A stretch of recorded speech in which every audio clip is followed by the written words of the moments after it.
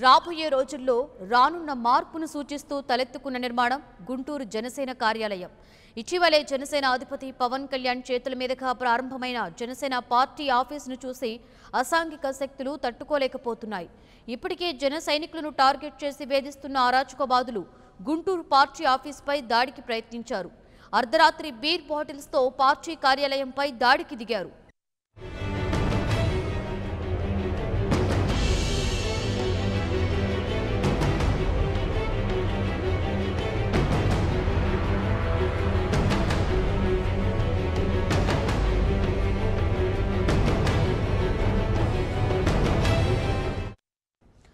వెంటనే అప్రమత్తమైన సిబ్బంది ముందుగా పోలీసులకు సమాచారం అందించారు. ఆ తర్వాత ఆగంతుకులను నిలువరించే ప్రయత్నం చేశారు. దీంతో దుండగులు పారిపోయారు. ఘటనా స్థలానికి చేరుకున్న పోలీసులు సీసీ ఫుటేజ్ ఆధారంగా దుండగులను పట్టుకునేందుకు ప్రయత్నిస్తున్నారు. ఇదిలా ఉంటే ఈ దాడిపై జనసేన కార్యకర్తలు, పార్టీ లీడర్స్ తీవ్ర ఆగ్రహాన్ని వ్యక్తం చేస్తున్నారు. చేతనైతే ప్రజాక్షేత్రంలో తేల్చుకోవాలి, కానీ ఇలాంటి పిరికి చర్యలకు పాల్పడడం సరికాదని హితవు పలుకుతున్నారు. రాబోయే రోజుల్లో రానున్న మార్పును సూచిస్తూ తలెత్తుకున్న నిర్మాణం గుంటూరు జనసేన కార్యాలయం. ఇటీవలే జనసేన అధిపతి పవన్ కళ్యాణ్ చేతుల మీదుగా ప్రారంభమైన జనసేన పార్టీ ఆఫీసును చూసి అసాంఘిక శక్తులు తట్టుకోలేకపోతున్నాయి. ఇప్పటికే జన సైనికులను టార్గెట్ చేసి వేధిస్తున్న అరాచకవాదులు గుంటూరు పార్టీ ఆఫీసుపై దాడికి ప్రయత్నించారు. అర్ధరాత్రి బీర్ బాటిల్స్తో పార్టీ కార్యాలయంపై దాడికి దిగారు. వెంటనే అప్రమత్తమైన సిబ్బంది ముందుగా పోలీసులకు సమాచారం అందించారు. ఆ తర్వాత ఆగంతుకులను నిలువరించే ప్రయత్నం చేశారు. దీంతో దుండగులు పారిపోయారు. ఘటనా స్థలికి చేరుకున్న పోలీసులు సీసీ ఫుటేజ్ ఆధారంగా దుండగులని పట్టుకునేందుకు ప్రయత్నిస్తున్నారు. ఇదిలా ఉంటే ఈ దాడిపై జనసేన కార్యకర్తలు, పార్టీ లీడర్స్ తీవ్ర ఆగ్రహాన్ని వ్యక్తం చేస్తున్నారు. చేతనైతే ప్రజాక్షేత్రంలో తేల్చుకోవాలి, కానీ ఇలాంటి పిరికి చర్యలకు పాల్పడడం సరికాదని హితవు పలుకుతున్నారు. ఇక దీని మీద మరింత సమాచారాన్ని మా ప్రతినిధి శ్రీనివాస్ అందిస్తారు. శ్రీనివాస్, గుంటూరు జిల్లా జనసేన పార్టీ కార్యాలయంపై గుర్తు తెలియని దుండగులు, అరాచక శక్తులు దాడికి పాల్పడటం జరిగింది. గత రాత్రి 12 గంటల సమయంలో గుంటూరు జిల్లా జనసేన పార్టీ కార్యాలయంపై బీరు బాటిల్ విసరటము, అద్దాలు ధ్వంసం చేసే ప్రయత్నం కూడా చేయడం జరిగింది. కానీ గుంటూరు జిల్లాలో జనసేన పార్టీ ఎదుగుదలను చూసి వారు ఇతర పార్టీ నాయకులు, ఇతర పార్టీ కార్యకర్తలు ఇలా చేస్తుంటారని జనసేన పార్టీకి సంబంధించిన కార్యకర్తలు ఆందోళన వ్యక్తం చేస్తూ ఉన్నారు. నూతనంగా జనసేన పార్టీ కార్యాలయాన్ని జనసేన పార్టీ అధినేత పవన్ కళ్యాణ్ చేతుల మీదుగా ప్రారంభోత్సవం జరుపుకున్న తర్వాత దినదినాభివృద్ధి చెందుతూ జనసేన పార్టీ ప్రజల్లోకి వెళ్ళటమే కాకుండా జనసేన పార్టీ సిద్ధాంతాలు, మేనిఫెస్టోలను ప్రచారం చేస్తూ జనసేన పార్టీ నూతన ఉత్సాహంతో ముందుకు జరుగుతున్న టైంలో ఇది చూసి వారవలేకనే ప్రత్యర్థి పార్టీలకు సంబంధించినటువంటి నాయకులు, కార్యకర్తలు ఇలా దాడికి పాల్పడ్డారని చెప్పేసి జనసేన పార్టీ కార్యకర్తలు ఆరోపిస్తూ ఉన్నారు. గుంటూరు జిల్లాలోనే జనసేన పార్టీ కార్యాలయం చాలా అపురూపంగా తీర్చిదిద్దడం జరిగింది. జనసేన పార్టీ అధినేతతో ప్రారంభించిన తర్వాత ప్రతినిత్యం జనసేన పార్టీ కార్యకర్తలు, అభిమానులతోటి కార్యాలయం కలకల్లాడటమే కాకుండా కార్యాలయంలో పనులు కూడా వేగవంతంగా జరుగుతూ జనసేన పార్టీ మేనిఫెస్టో సిద్ధాంతాన్ని ప్రజల్లో తీసుకెళ్లే విధంగా జనసేన పార్టీ కార్యకర్తలు సమస్యలు పరిష్కరించే విధంగా కూడా జనసేన పార్టీ కార్యకలాపాలు సిద్ధం చేయడం జరిగింది. దీన్ని చూసి వారవలేక ప్రత్యర్థి పార్టీలు, తెలుగుదేశం, వైసీపీ పార్టీ, ఏ పార్టీ అయినా కానీ పార్టీ కార్యకర్తలకు సంబంధించినటువంటి కొంతమంది ఇలాంటి కార్యకలాపాలు పాల్పడ్డారని చెప్పేసి కూడా జనసేన పార్టీ నేతలు ఆరోపిస్తున్నటువంటి పరిస్థితి ఉండడం జరిగింది. అంటే గత రాత్రి జరిగిన ఈ ఘటనకు సంబంధించి పోలీసులు ప్రాథమిక విచారణ ప్రారంభించారు. ఘటనా స్థలానికి చేరుకొని సీసీ ఫుటేజ్ ను పరిశీలించడమే కాకుండా ఏ వైపు నుంచి వచ్చి ఏం చేశారనే దాని కోణంలో కూడా దర్యాప్తు ముమ్మరం చేయడం జరిగింది. జనసేన పార్టీ నాయకులు, కార్యకర్తల దగ్గర నుంచి ఫిర్యాదు తీసుకున్న తర్వాత బాధ్యులపై కఠిన చర్య తీసుకోవడమే కాకుండా నిందితులను త్వరగా పట్టుకుంటామని చెప్పేసి కూడా పోలీసులు చేయడం జరుగుతుంది. అంటే జనసేన పార్టీ కార్యాలయం సమీపంలో ఉన్నటువంటి వైన్ షాప్ వైపు నుంచి వచ్చినటువంటి దుండగులు కావాలనే జనసేన పార్టీ పరువును భంగం కలిగించే విధంగా ఉండడం కోసం జనసేన పార్టీకి సంబంధించినటువంటి కార్యాలయంపై బీరు సీసాలు విసరటమే కాకుండా లోపల ఫ్లోరింగ్ సంబంధించినటువంటి దానిపై కూడా దాడికి పాల్పడినటువంటి పరిస్థితి కనపడటం జరిగింది. అంటే చూస్తే బీర్ బాటిల్ లోపలికి విసరటమే కాకుండా ఫ్లెక్సీలను ధ్వంసం చేసే విధంగా కూడా వాళ్ళు ప్రయత్నించినట్టు కూడా ప్రాథమిక సమాచారం ఉండటంతో పోలీసులు ఆ వైపు కార్యాచరణ కూడా సిద్ధం చేసి ఎఫ్ఐఆర్ నమోదు చేసి వారిని పట్టుకునేందుకు కూడా ప్రయత్నం చేయడం జరుగుతుంది. అంటే చూస్తే కనుక జనసేన పార్టీ కార్యాలయానికి సంబంధించినటువంటి జరిగిన దాడిని యావత్ ప్రపంచం కూడా ఖండించే విధంగా ఉండడం జరిగింది. జనసేన పార్టీ కార్యకర్తలు, నాయకులు, అభిమానులు కూడా తీవ్రంగా ఖండిస్తున్నారు. ఏదైనా ఉంటే కనుక రాజకీయంగా ఎదుర్కొనాలి, కానీ పెరిగి పంద చర్యగా ఉండి ఇలా పార్టీ కార్యాలయ పైన, పార్టీ ఫ్లెక్సీల పైన ఇలా దాడికి పాల్పడటం సరైనది కాదు. రానున్న రోజుల్లో ఓటు రూపంలోనే జనసేన పార్టీ కార్యకర్తలు అభిమానులు తగిన బుద్ధి చెప్తామని చెప్పేసి కూడా హెచ్చరిస్తున్నారు. Right, thank you Srinivas. ఇదే అంశం మీద స్పందించడానికి మనతో జనసేన నేత కళ్యాణ్ దిలీప్ శంకర ఫోన్ లైన్లో జాయిన్ అయ్యారు. వారితో మాట్లాడే ప్రయత్నం చేద్దాం. గుడ్ మార్నింగ్ దిలీప్ శంకర గారు. అయితే చూసుకుంటే జనసేన గుంటూరు జిల్లాలోని జనసేన పార్టీ ఆఫీస్పై కొన్ని అరాచక శక్తులు దాడి చేయడం జరిగింది కదా, దీనిపై మీ స్పందన ఏంటండి? ప్రజాస్వామిక వ్యవస్థలో ఎటువంటి పార్టీ అయినా సరే వాళ్ళ కార్యకలాపాలు నిర్భయంగా చేసుకునేటువంటి పరిస్థితులు ఉన్నాయండి. అటువంటి ప్రజాస్వామిక వ్యవస్థల్ని విలువల్ని కాలరాస్తూ ఒక రకమైన ఉన్మాదానికి పాల్పడేటువంటి పాలక ప్రతిపక్షాల చర్యల్ని అనాదిగా ప్రజలందరూ కూడా ఇరు రాష్ట్రాలు చూస్తూ వచ్చారండి.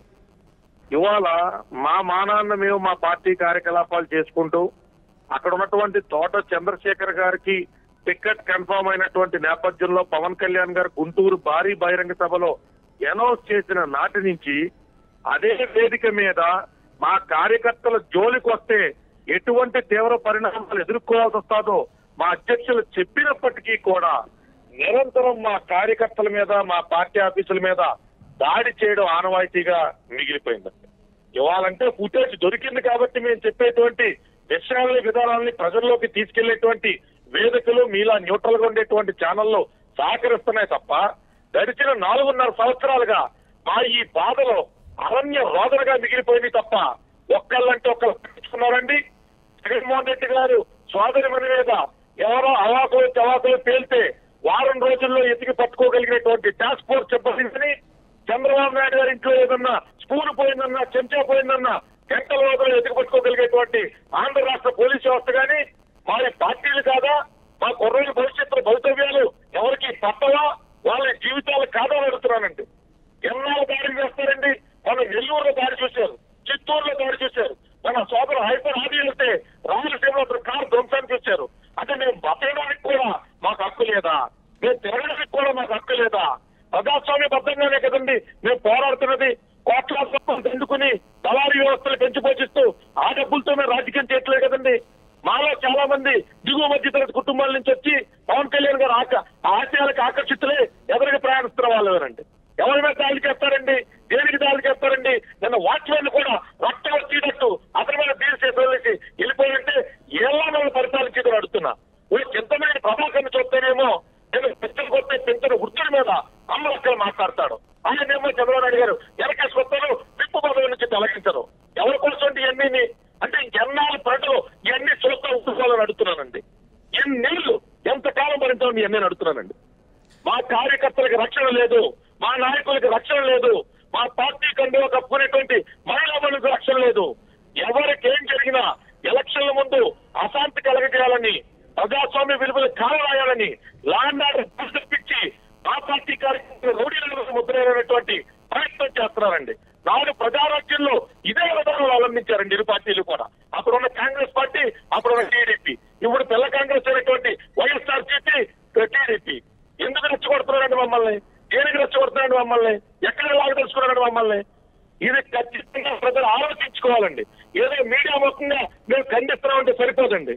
అక్కడ పాట చంద్రశేఖర్ గారు అంగరంగ వైభవంగా కష్టార్జితంతో ఆఫీస్ అక్కడ నిర్మిస్తే ఆఫీస్ అబ్దాలు కొట్టి ఇలా పొందేటువంటి సొరకాలంతో అడుగుతున్నానంటే ఇది ఖచ్చితంగా ప్రతి పౌరుడు ఆలోచించాలి. ప్రతి జర్నలిస్ట్ సోదరుడు మాకు బాధ్యతగా నిలబడాలి.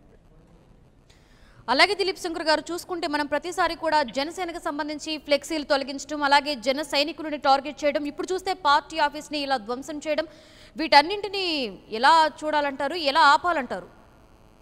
డీజీపీ గారు తక్షణ చర్యలు తీసుకోవాలి మేడం. ఏ ప్రాంతాల్లో అయితే మేము అన్ని చెప్పే బహిర్గతంగా చేస్తున్నాం కదండి, ఇందులో చీకటి పరమైనటువంటి చర్యలు లేవు కదండి. అట్టహాసంగా మాకున్న దాంట్లో మేము అట్టహాసంగా మా యొక్క ప్రాంగణాలు కానీ మా పార్టీ ఆఫీసులు కానీ మేము ఓపెన్ చేసుకుంటా నిర్మించుకుంటున్నామండి. ఏ లా అండ్ ఆర్డర్ లో భాగంగా మమ్మల్ని పరిరక్షించాల్సినటువంటి బాధ్యత ఆంధ్ర పోలీస్ వ్యవస్థ మీద లేదా అడుగుతున్నానండి. ఇవాళ డీజీపీ గారు తక్షణమే దీని మీద చర్యలు తీసుకోవాలి. గుంటూరు జిల్లా ఎస్పీ గారికి ఆదేశాలు జారీ చేయాలి. అలాగే ఎక్కడెక్కడైతే మా పార్టీ ఆ కార్యకలాపాలు జరుగుతున్నాయో అక్కడ స్థానిక పోలీస్ స్టేషన్ మీద పర్మిషన్లు పెడుతున్నా కూడా మమ్మల్ని అవమానకరమైనటువంటి వ్యాఖ్యలతో బాధించినటువంటి పరిస్థితి, మీరు పార్టీ అని చెప్పి మమ్మల్ని విమర్శలు గుర్తించే పరిస్థితి, నైతికంగా మానసికంగా మా ధైర్యాన్ని కప్పతీసేటువంటి చర్యలు ప్రతినిత్యం చేస్తున్నా ఒక్క పెట్టుకుని ఓర్చుకుంటున్నామండి.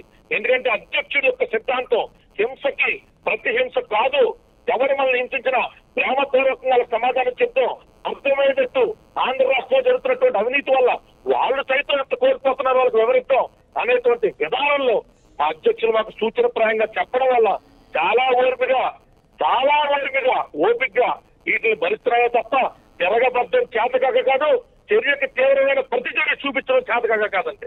ఓపికైనా ఒక హద్దు ఉంటుంది, స్థానానికైనా ఒక హద్దు ఉంటుంది. కష్టపడి కట్టుకుని జమ్మలు కూర్చేస్తున్నారు, జెండాలు తగల పెడుతున్నారు, గుర్రలు చేసుకుంటున్నారు, ఆరోగ్యం చెందుతున్నారు, అక్కడ బనాయిస్తున్నారు. ఏంటండి ఇది? ఎన్ని రోజులండి ఇది? ఎంతకాలం భరించమంటారు చెప్పండి. ఇది దేనికైనా ఒక మీనింగ్ ఉండాలి. తక్షణమే ఆంధ్ర రాష్ట్ర డీజీపీ గారు కనుక దీని మీద సత్వర చర్యలు తీసుకుని ఇరు పక్షులకి కనుక నోటీసులు జారీ చేసి ఏళ్ళ కనుక జనసేన పార్టీ మీద ఏ రకమైనటువంటి ఇలాంటి దుష్ప్రయోజనమైనటువంటి చర్యలకు పాల్పడ్డా కఠినమైనటువంటి చట్టాలు సెక్షన్లు వాళ్ళ మీద ప్రయోగిస్తామని చెప్పి స్వచ్ఛందంగా ప్రెస్ మీట్ పెట్టి చెప్పి ఇవి నిర్వహించకపోతే లా అండ్ ఆర్డర్ డిస్టర్బ్ అయితే మాత్రం దానికి బాధ్యులు కాదని మాత్రం మీడియా ముఖ్యంగా తెలియజేసుకుంటున్నాం. అలాగే దిలీప్ శంకర్ గారు చూస్తే మనకి ఎప్పుడు కూడా జనసేనకు సంబంధించి ఎప్పుడు ఏదో ఒక రకంగా అవాంతరాలు సృష్టిస్తూనే ఉన్నారు వారెవరైనా కానీ. దీనికి సంబంధించి ఏమంటారు? అలాగే జనసేనను ఎదుర్కోలేక ఇలాంటి ఘటనలు చేస్తున్నారని భావించవచ్చు అంటారా? ఎదుర్కోవడం అనేటువంటి సమస్య కాసేపు పక్కన పడితే మూడో ప్రత్యామ్నాయ శక్తి ఎదగడం వీళ్ళకి ఇష్టం ఉండదన్నమాట. రాష్ట్రంలో ఉన్నటువంటి ప్రతి వనరుల్ని అయితే నువ్వు దోచుకో లేకపోతే నేను దోచుకునేటువంటి పథకం కింద ఇరువురు బయటకు తిప్పుకుంటూ లోపాయికారి ఒప్పందంతో గడిచిన 4.5 దశాబ్దాల కాలంగా వీళ్ళ పందా ఇదేనండి. వీళ్ళ కాకుండా ఇంకొక కొత్త వ్యక్తి, ఇంకొక కొత్త వర్గం నుంచి బడుగు బలహీన వర్గాలు కాక నాడు ప్రజారాజ్యంలో ఏం చేస్తారో మనం చూసాం మేడం. నేడు జనసేన పార్టీ ఆదిలోనే తొంచాలని 6 నెలలు 7 నెలల్లో అధ్యక్షుడి వ్యక్తిగత జీవితం మీద దాడులు కూడా పేడ్ ఆర్టిస్టులు తీసుకొచ్చి ఏ రకంగా చేపించారో చూసాం మేడం. అడుగడుగున మమ్మల్ని అణిచివేయాలా, అడుగడుగున మేము తల పైకెత్తకూడదు, వీళ్ళు ఇరువురు తప్ప ఇంకొకళ్ళు ఎవరో కూడా ప్రజాస్వామ్యబద్ధంగా ప్రజలందరినీ ఏకీకృతం చేసుకుని ప్రజల ప్రభుత్వం ఏర్పాటుకి కృషి కూడా చేయడం వీళ్ళకి ఇష్టం ఉండదండి. మేము ఏర్పాటు చేస్తాం భగవతాధీనం మేడం. వీళ్ళు మమ్మల్ని ఎదుర్కొనే సమస్య కాదు, వీళ్ళ మమ్మల్ని ఆదిలోనే అణిచివేయాలనేటువంటి వీళ్ళ రాక్షస క్రీడ, వీళ్ళ క్రూర క్రీడని ప్రజలు గమనించాలా. ఎప్పుడూ నానాటికి ఏ రాష్ట్రంలో దౌర్భాగ్య స్థితి లేదు మేడం. ఒక్క ఆంధ్ర రాష్ట్రంలో దౌర్భాగ్య స్థితి ఉంది. తెలంగాణ కేసీఆర్ గారు చదువు కొట్టినట్టే ఆంధ్ర ప్రజల సైతం ఈ పెద్దదారి వ్యవస్థను చదువు కొట్టేటువంటి రోజులు చాలా దగ్గరలో ఉన్నాయి మేడం. వీళ్ళ కేవలం ఆ మనుగడే ప్రశ్నార్థకం చేయాలా, ఇంకెవడో కొత్త పార్టీ పెట్టాలన్న ఆలోచన చేయకూడదు అనేటువంటి దుర్బుద్ధితో ప్రతినిత్యం కుర్రాళ్ళని చెదరగొట్టేయాలా, వాళ్ళ ఇంట్లో వాళ్ళని భయపెట్టేయాలా, ఈ పిల్లల మీద దాడులు జరిగితే వాళ్ళ ఇంట్లో వాళ్ళు ఆపేస్తారు, పార్టీ కార్యకలాపాల ప్రాంతాలు ఆగుతాయని వీళ్ళ ద్వితీయ శ్రేణి నాయకులు కానించి జిల్లా ఇన్ఛార్జీలు కానించి కుర్రలతో సాయంత్రం మందు పోయించి మీటింగ్లు పెట్టి జనసేన జమ్మలు పగలగొట్టండి, జెండాలు తగలబెట్టండి, వాళ్ళు రెచ్చగొట్టండి, వాళ్ళు రోడ్లను చూపించండి, మనం పోలీసులు ఉసుగొలుపుదాం, వాళ్ళని అరెస్టులు చేపిద్దాం, భయభ్రాంతులు గురి చేద్దామని రానున్న 2 నెలలు 3 నెలలు ఈ ఎలక్షన్ కాలంలో మమ్మల్ని ఎన్ని చిత్రాలు గురి చేయాలో already plan of action ready చేసి కూర్చున్నారండి. కానీ మా ఆత్మస్థైర్యం దెబ్బతింది మేడం.